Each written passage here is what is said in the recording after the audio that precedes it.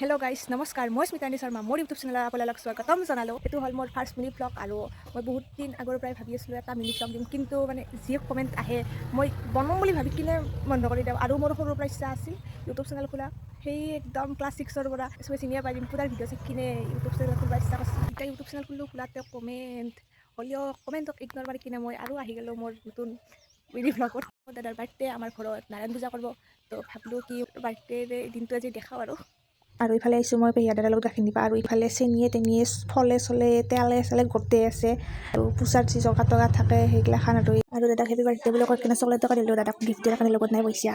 আৰু পূজা আছে সেৱা চেৱা কৰি ল'লোঁ। আৰু ইফালে এখন ঘৰৰ মানুহ এখন ডাঙৰ ঠগী খান, আৰু এই হ'ল ক্ষীৰ চাহৰ লগত মিঠাই নিমকি পায়স। আৰু গাইছ গা চা ধুলোঁ, গা ধুই কিনে আহিলোঁ। তো কালি মানে বেছি ভালকৈ ভিডিঅ' বনাই দিয়া নহ'ল, কাৰণ ৰাতি ভাত খোৱাতে মানুহ হ'ল না বহুত মানুহ কাৰণে দিয়াতে নিজৰ ভাত খোৱানে দেখা নাই আৰু ইমান ঘুমটি ধৰিছে। তো আৰু এইটো আজি 22 তাৰিখ, কালি 21 তাৰিখৰ ব্লগটো আছিল, কিন্তু মানে কালি ৰাতি আৰু ক'ত দিম, তো আজি দিলোঁ। মিনি ব্লগটো চাই যদি ভাল লাগিলে লাইক এটা কৰি দিব।